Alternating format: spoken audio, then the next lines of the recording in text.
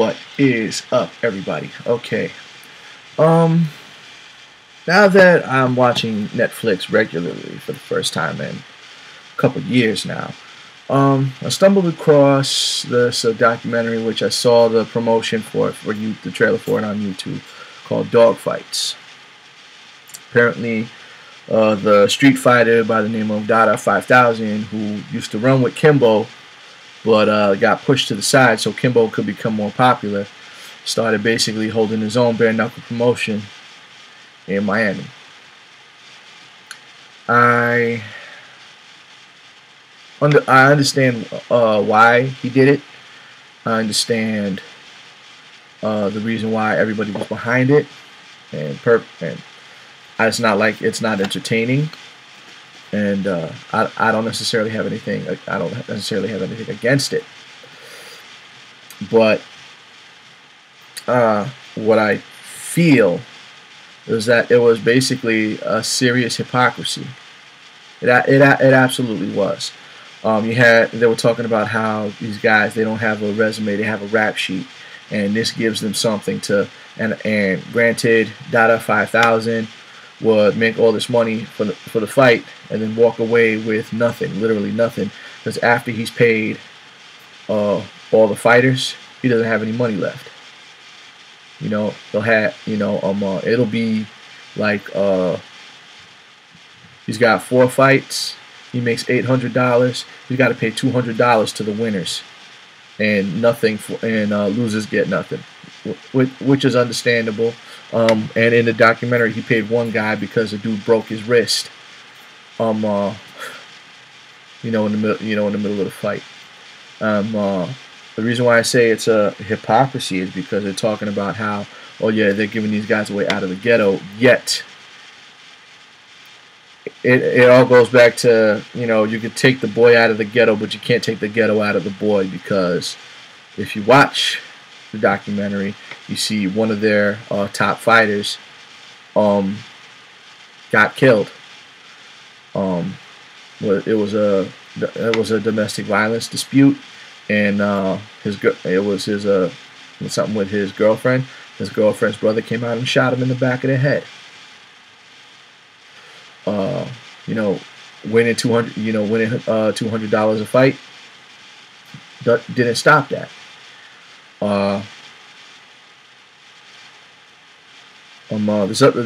This other kid winds up getting tased to death by the police. Fighting in the backyard didn't stop that.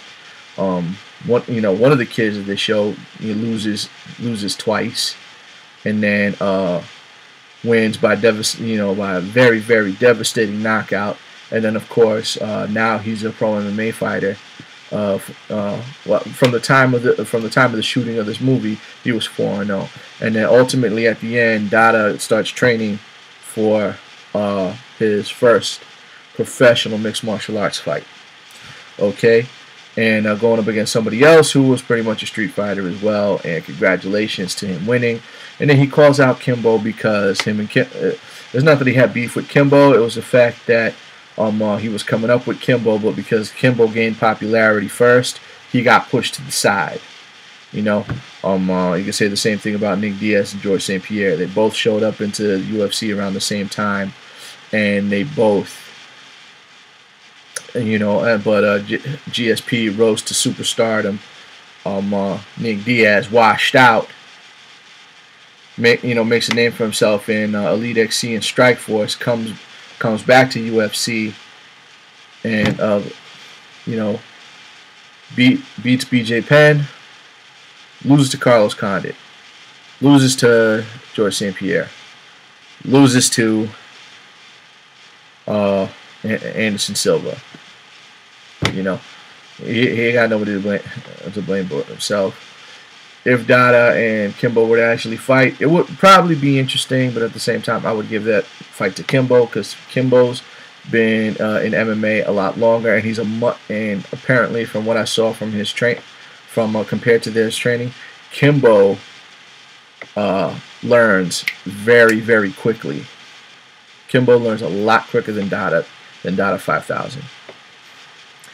they're talking about how, you know, this is a means of getting out, but to be perfectly honest, it looks just, it looked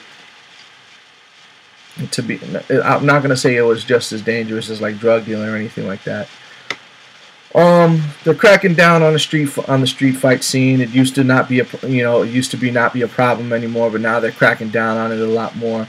Like I see these idiots in backyard, doing backyard MMA and stuff like that, and mostly because it's like because of backyard wrestling.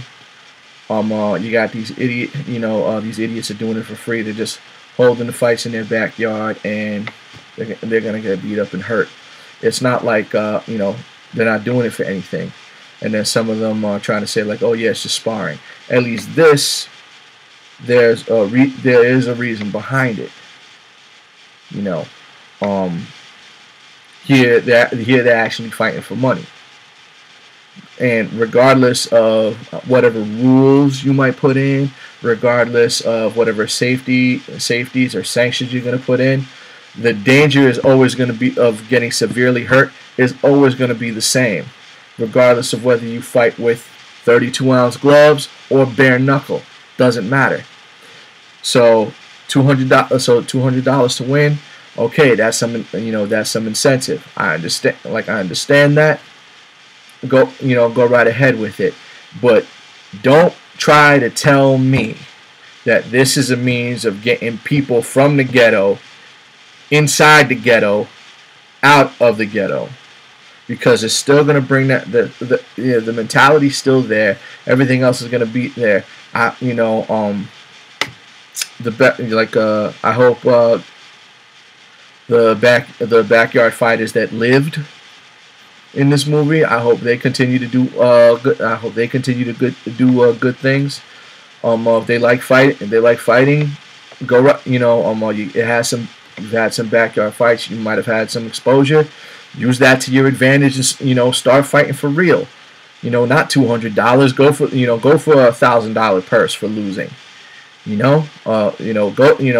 Pick up MMA and fight professionally.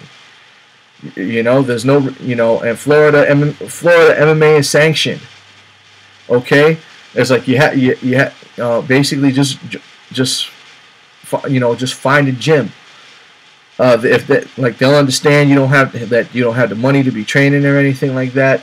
Well, any good gym will understand that you don't necessarily have the money for anything like that. They will work with you hand over fist if it means them having another fight. If that means them having another fighter to expose them, then yeah, it's go right ahead and do it. You could always work a plan. You could always work some kind of plan out. You join a legitimate mixed martial arts gym. They're not gonna, if you don't have any money, they're not gonna turn you down right away. They're gonna work with you as best as they can. They're gonna make sure that you're trained up, and they're gonna make sure you get that first fight in. Because once you get that first fight in, then they can start making their money back, and you can start making some money for yourself. It's just common sense. People are under the delusion that there's no way out of certain situations. Like, I understand you want to fight, but there's other ways of going about it, much safer ways of going about it, and a lot more lucrative way of going about it, as opposed to fight bare knuckles, break your hand. Here's $200. Oh, by the way, there's no there's no medical insurance for this. That's the only downside to an unsanctioned fight. With an unsanctioned fight, you don't have the basically, it's not so much that you don't have a licensed referee, because you could have all of that. You could have you could have a doctor and everything like that, and it still not be sanctioned. The problem is, if somebody gets severely hurt, you're in trouble, and that's the only downside to street brawls like this. And there are easier ways of going about it. That's all I'm trying to say. I'm done talking. You guys have a good night.